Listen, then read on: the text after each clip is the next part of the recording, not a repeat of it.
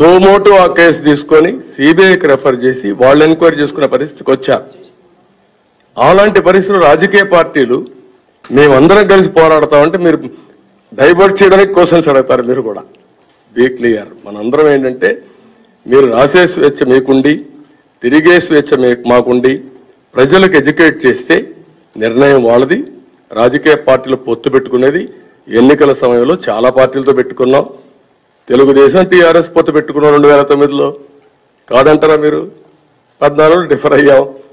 Various combinations అవన్నీ ఉంటాయి. అది కాదు ఇష్యూ. ఒక రాజకీయ పార్టీని అవహేళన చేయడం, ఒక రాజకీయ పార్టీ నేతల్ని వ్యక్తిగత దోషంలో క్యారెక్టర్ అసాసినేషన్ చేయడం, ఏదో వీళ్ళకి పెద్ద క్యారెక్టర్ ఉన్నట్టు. ఎవరండి వీళ్ళంతా? వారు చెప్పినట్టు ఏం మాట్లాడతారు? నోరుంది, అసెంబ్లీలో తిడతాం, మీ ఫ్యామిలీ మెంబర్స్ని తిడతాం, నువ్వు బాధపడు. నా లైఫ్లో మీరే చూశారు ఇక్కడ అసెంబ్లీలో రాజశేఖర రెడ్డి నేను లేస్తే కూర్చునేవాడు. అది గౌరవం. నేను ముఖ్యమంత్రిగా ఆయన కంటే ముందు 9 ఏళ్ళు ఉన్నా. తర్వాత ఆయన ముఖ్యమంత్రి అయ్యాడు. నేను ముఖ్యమంత్రి కూడా ఆయన అపోజిషన్ లీడర్గా ఉన్నాడు ఒక టర్మ్.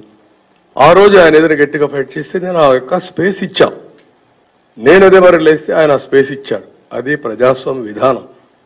అట్లా కాకుండా వన్ సైడ్గా కొడతా, సినిమా వాళ్ళు బెదిరిస్తా, హీరోస్ని బెదిరిస్తా, పత్రిక వాళ్ళు బెదిరిస్తా, రాజకీయ పార్టీలు బెదిరిస్తా, జ్యుడిషియల్ బెదిరిస్తా. ఇది ఎక్కడిది? దీన్ని ఉన్మాదం అంటామా, సైకో అంటామా, ఏదైనా సరే జబ్బు ఒకటే, దీనికి మందు ఒకటే. ఆ రాష్ట్రంలో తిరిగి ప్రజాస్వామ్యాన్ని కాపాడుకోవాలి. డెఫినెట్గా కాపాడుతాం. కాబట్టి మీరు కూడా సహకరించారు. ముందు మీరు పెద్ద రోషం ఉంటే మమ్మల్ని అడగడక మనకు మీరు రాయండి, అప్పుడు మాట్లాడదాం. నెక్స్ట్ చెప్తాం. ఎప్పటికప్పుడు రాజకీయ పార్టీలు ఏనండి ఏది నేను అన్ని ఆలోచిస్తాం. ఇప్పుడు మేము కూడా ఏంటంటే ఏది ఎప్పుడు చేయాలా, ఏ విధంగా చేయాలి అనేది రాజకీయ పార్టీలు కూడా వ్యూహాలు ఉంటాయి. ఆ వ్యూహాల్లో అన్నీ ఉంటాయి. న్యాయ పోరాటం, ప్రజా పోరాటం.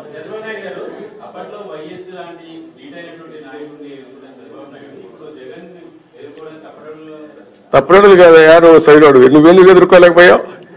నువ్వు పెద్ద అప్పట్లో నువ్వు తీట పెద్ద పోటుగాడివి అప్పుడు. ఇప్పుడు ఎందుకు భయపడుతున్నావు నువ్వు? ఆంధ్రప్రదేశ్లో జగన్మోహన్ రెడ్డి అతను ఒక సైకో. సైకో ఏమైనా చేస్తాడు. చేసినప్పుడు ఎదుర్కోవాలి. ఎదుర్కొంటున్నాం. నేను పడిన అవమానాలు ఎప్పుడు ఎవరన్నా పడ్డారా ఈ 4-5 ఏళ్లలో? అపోజిషన్ పార్టీలో ఉంటే అవమానాలు ఎందుకు పడతాం? అపోజిషన్ పార్టీ ప్రజా సంస్థల పైన ఇక్కడేం నేను ముఖ్యమంత్రి పైన పోరాడలేదా? చెన్నారెడ్డి కంటే పెద్ద గొప్ప నాయకుడా? విజయభాస్కర్ రెడ్డి కంటేనా? అందరిపైన పోరాడాం కదా. అప్పుడు పోరాడిన వాళ్ళు ఇప్పుడు పోరాడలేము. పోరాడతాం. ఒక సైకో దగ్గర ఏం పోరాడతాం? పోరాడుతూనే ఉన్నాం. సఫర్ కూడా అవుతున్నాం.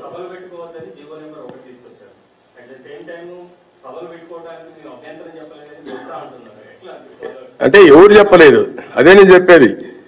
మాకు నేను పోతే కాన్స్టిట్యున్సీగా రాకూడదని మాట్లాడారు. చూడమయ్యా నీ జీవో అంటే డిఎస్పీ పారిపోయాడు. వాళ్ళ ఉద్దేశం నన్ను బ్యాక్ పంపించేయాలి. నేను నిలబడుకున్నాను. ఏ జీవో చెప్పింది, ఏ చట్టం చెప్పింది సమాధానం చెప్పని అడిగాను. పోలీసులా మీరు టెర్రరిస్టా? చట్టం ప్రకారం పనిచేస్తారా, సైకో చెప్పినట్టు పనిచేస్తారా అని గట్టిగా నిలదీశాం. నిలదీసిన తర్వాత సమాధానం చెప్పలేదు. సమాధానం చెప్పకుండా ఆయన అంటాడు, ఇప్పుడు మేము మీటింగ్లు పెట్టుకోకూడదన్నారు. నాకు 3 రోజులు మైక్ ఇవ్వాల, హ్యాండ్ మైకే వాడా.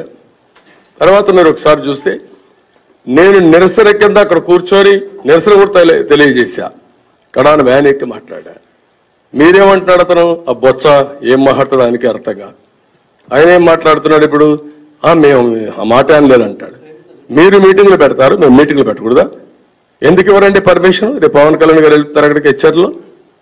ఎందుకు ఇవ్వరు? సమాధానం చెప్పండి మీరు. అంటే సినిమా వాళ్ళు కూడా సినిమా ఫంక్షన్స్ పెట్టడానికి ఇవ్వరంట. మేము ప్రైవేట్ స్థలాలు చూసుకోవాలంట. ప్రభుత్వం వీళ్ళ జాగీరు, వీళ్ళ తాత సొత్తు. ఎందుకంటే గ్రౌండ్స్ ఉన్నాయి. ఇక్కడ పేరెడ్ గ్రౌండ్ ఉంది, నిజాం గ్రౌండ్ ఉంది. అన్ని రాజకీయ పార్టీలకు ఇస్తున్నారా లేదా? అక్కడ ఎందుకు ఇవ్వరు మీరు? ఎవడిచ్చాడు మీకు అథారిటీ? దాన్ని మీరు అర్థం చేసుకోవాలి. First of all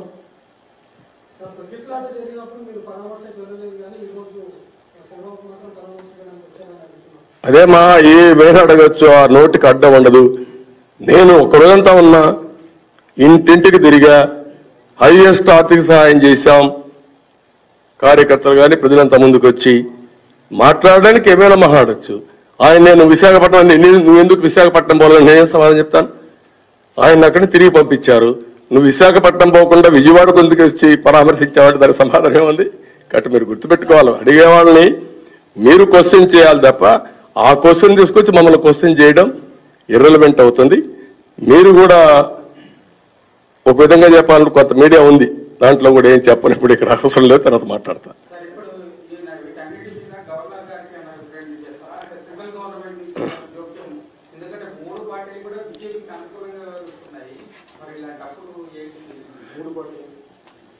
YSR Congress కూడా ఆయన ఉద్దేశం.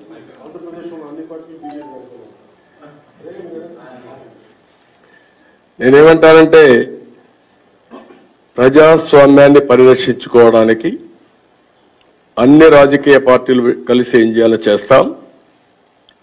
అవసరం అనుకున్నప్పుడు కేంద్రం దృష్టికి కూడా తీసుకెళ్తాం.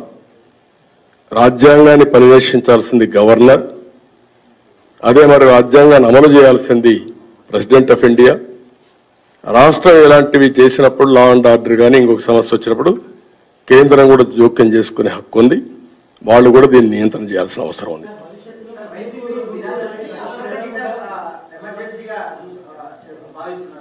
ఎమర్జెన్సీ కంటే భయంకరమైన సిచ్యువేషన్. ఎమర్జెన్సీలో మిడ్ నైట్ నుంచి గోడలు ఎవరు దూకల పోలీసులు, ఇప్పుడు మిడ్ నైట్ నుంచి గోడలు దూకుతున్నారు. ఆ పరిస్థితిలో ఉన్నారు. ఎమర్జెన్సీ కంటే భయంకరమైన పరిస్థితులు ఉన్నాయి. ఎంత భయంకరమైన పరిస్థితులు ఉన్నా మా మనోనిబ్బరాన్ని దెబ్బతీయలేరు. ఆ విషయం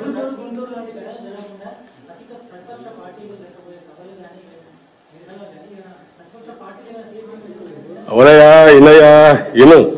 నువ్వు ఇక్కడ ఉన్నావు, ఒక సెలబ్రిటీ వస్తాడు, మనుషులు వస్తారు. సెలబ్రిటీ మనుషులు తీసుకుపోవాలన్నా కంట్రోల్ చేయడానికి ఎవరి డ్యూటీ అది? Law and order enforcement. నేను ముఖ్యమంత్రి 14 ఏళ్ళు పనిచేశా. ఫండమెంటల్ గా మీకు అర్థం కాకుండా మీరు అడిగితే క్వశ్చన్. అందుకే వాళ్ళు మీలాంటి వాళ్ళు ఉన్నంత వరకు అలాంటి వాళ్ళు ఆటలు సాగుతాయి.